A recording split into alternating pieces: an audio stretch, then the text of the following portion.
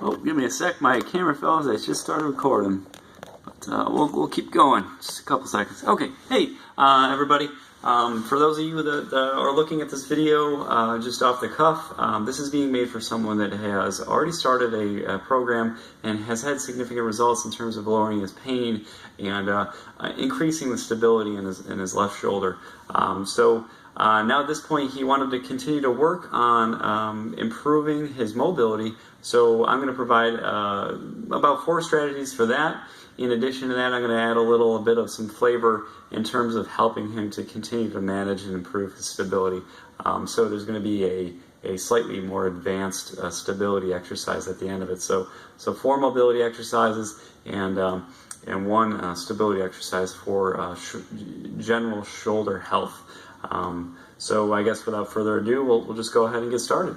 So the first we'll work on the 4 mobility exercises. The first one's going to be what's called a sideline rotation. This would be for someone that's already kind of resolved a more major external rotation limitation. At first, this person was having so if I give you a side view and you do a quick external rotation test, he's getting about here, and it was really starting to bother him. And now we're getting to the point where he can get his elbow to parallel, and we want to get it going a little bit more.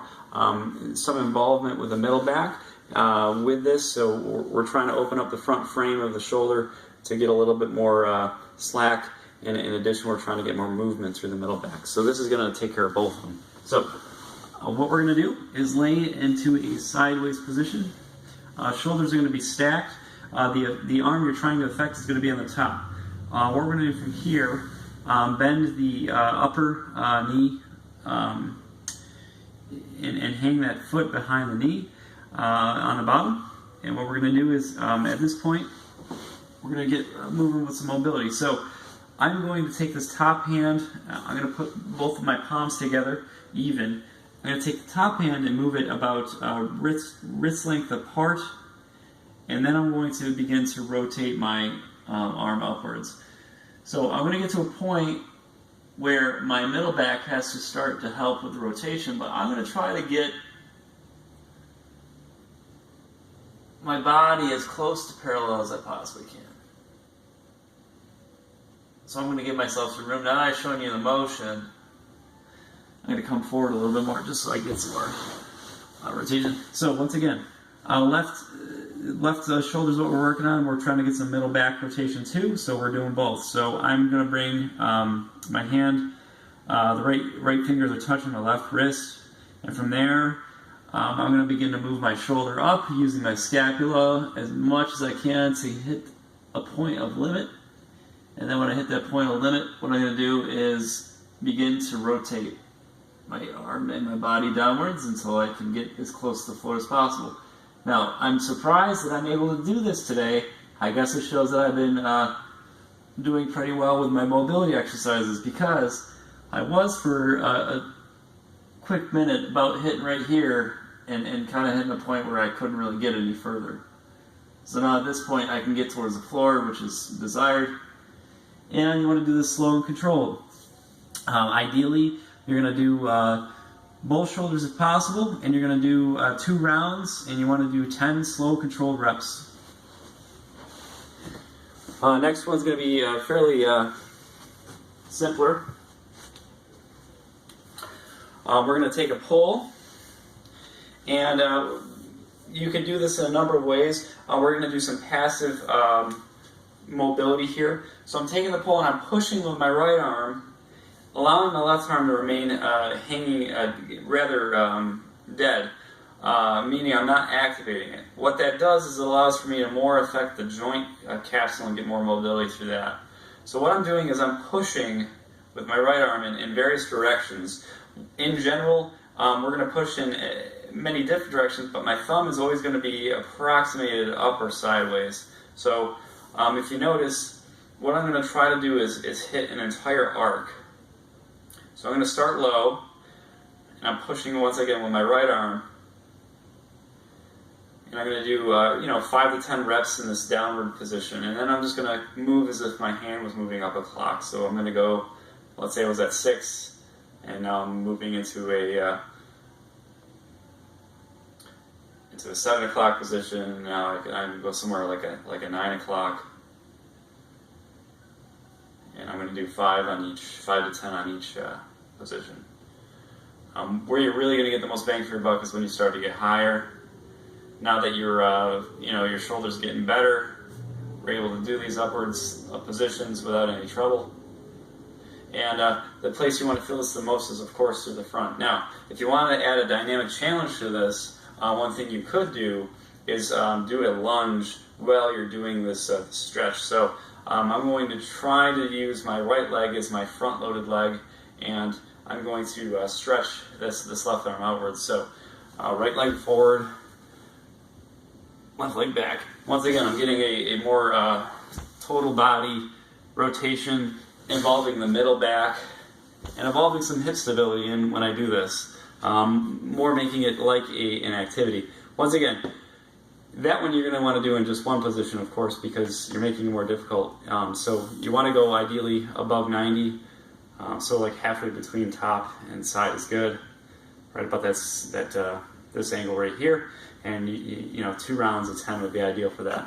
Okay, so from there, we're going to do simply what's called a towel mobilization for the middle back, and we're going to incorporate some arm movement in it as well. So I'm using a roller, but at home, if you don't have one, you could just get a couple towels, roll them up nice and tight, make them kind of stiff, and that's just as good. So what we're going to do with this one is I'm going to start right where my middle back starts, so right at that base of the top of the lower back. I'm going to have my arms come up, and what I'm going to do is, as best I can, I'm going to get my arms to try to touch the floor while I'm also mobilizing that middle back. So I'm basically doing a slight sit-up, and as I start to descend down and allow my middle back to mobilize over the towel, I'm going to let my arms lower towards the floor as well. And then after doing about 3 to 5 rounds of that, creating that compression and movement, I'm going to just shift that towel upwards, get another point, and perform the same thing.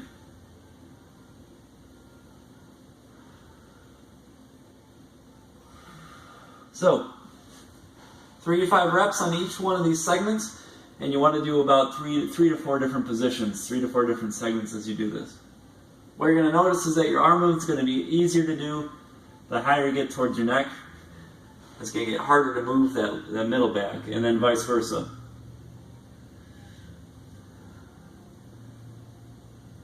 Good.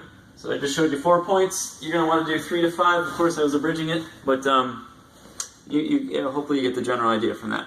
Okay. The last one I wanted to show was simply just another addition to working on its stability. And of course, through the movement of the shoulder, you're also creating some good proper movement. So this is what's called a Sphinx position. It looks relatively simple, but it can be very, very complicated, even for the most highly tuned athlete or someone with a healthy shoulder. It's a great challenge, even for someone that isn't having shoulder problems. So if you want to utilize it, it's just a great thing to do in general. So with this, what you're going to do is focus on a time increment, 30 seconds to a minute to start with, and what you do in terms of when to know when to stop. You're going to start to get shaky, or if you start to glide your shoulders from side to side laterally, that's when you know you're going to call it quits. So you're going to want to do 2 to 3 rounds with breaks in between of 30 seconds to a minute long challenges in this position. So what I'm going to do is get into a belly down position. My lower back and my hips, I'm going to just kind of let them loosen up, and I'm not going to try to use them whatsoever while I'm doing this activity. I'm going to get my elbows about shoulder height, or right below my shoulders. And what I'm going to do from here, I'm going to let my body kind of just sink in and relax. And I'm going to begin activation and then provide some challenge for myself from here. So the Sphinx position comes from using the middle back to lift, using the middle back and shoulder blades to lift the body upwards. And from here, my palms are going to be down and my head's going to be forward. So this is just the held Sphinx position. You might already start to feel some work being done through your middle back just from doing this. Of course, with this, you don't want to feel any shoulder pain. If you do, you want to call it quits. So from here, this is just a great one in general to do. And now, holding it for about 30 seconds to a minute is ideal. And what we want to do is challenge this position. So we can do a number of different things with this. We can turn our head from side to side, of course, appropriating vision with it. We can turn our head and look up and down, trying to see if there's one side that's a little more difficult to do, and maybe focusing a couple more, movements on the side. I'm noticing my left head turn is a little bit off this morning, so maybe I'll just do a couple more turns, for instance. Then from there, where the stability aspect comes in, we're already working on stability just by holding this position. What I'm going to do is try to provide some movement cues. So I'm moving my palm forward on the floor, and then simply moving it back. I'm trying not to use anything but my shoulder blades and my middle back to hold this position. So if you find yourself really firing your glutes up to try to facilitate these movements, just try to focus more on the shoulders and how they're moving. So moving my palm forward or moving it out, using my head and my eyes to follow that vision, I can perform these. It's going to get harder the further back that you go in terms of towards your feet. So moving it out here is going to be harder than moving it forward like this. Okay, so from here, I can also go backwards, or I can look upwards and point my arm up. Now, what I want to show you is what to look for if you start to get tired.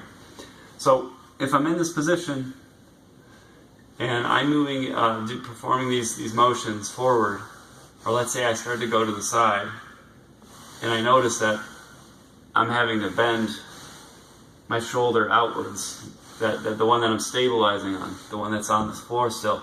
If I start to bend even in the slightest, that's when you probably want to call it quits, because you're getting tired. The muscles that you're trying to use to support and stimulate, they're getting fatigued. So call it quits on that from there. There's the video. If you have any questions, feel free to let me know, and good luck.